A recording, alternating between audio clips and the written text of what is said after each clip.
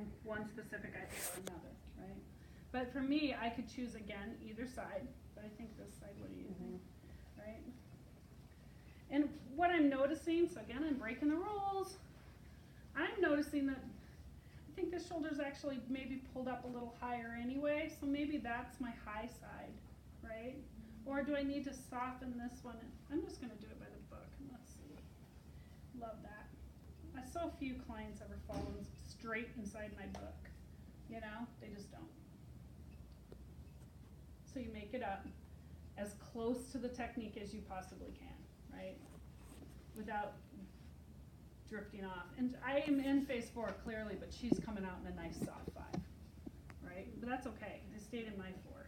That was good. Whew. Yeah, that was, you're less puffy there. I'm going to straighten your seam out because that's confusing me. I'm going to shrug her up on this side, do the other side, just so you can see it again. Again, you can come under the arm, pull back if that's easier on you. I really love using the shoulder because then I can feel the collarbone and all the upper ribs. And I lean back, come in. I'm going to do nothing but compress this time. The old-fashioned way. That works so great. And her elbow's coming out. And again, she's coming out real slow. So if she wants to come out in a 5, I don't care. I stay in my 4, stay clear on that point. And out she comes. And if I know Shelly well, which I kind of do, she loves SWAT 5. But giving her that 4-5 combination might add something in to help her, right? Just get a little clearer with what's happening.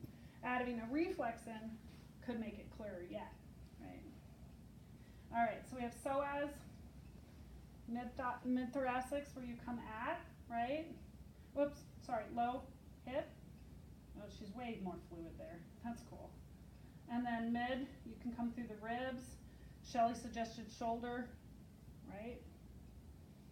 And then the upper, you want to elevate the side that will help soften the point, or the opposite side often helps. Or sometimes you have to elevate both, right? There she goes, super elevation, right?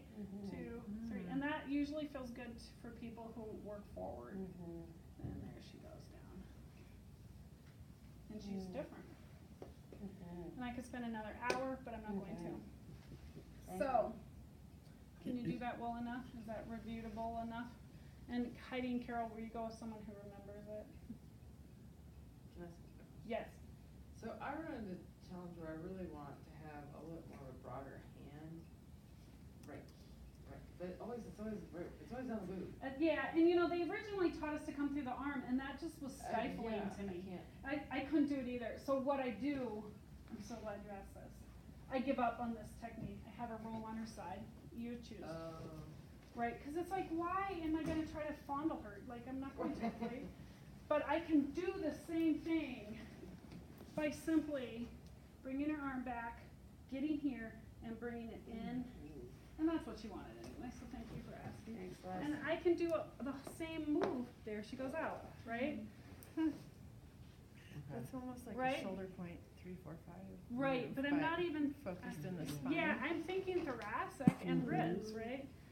And so I can get there just like this, right? So if you can't get to it, flip them on really their cool. side. That might be Okay. something A helpful lot. for someone who's not comfortable on their stomach anyway.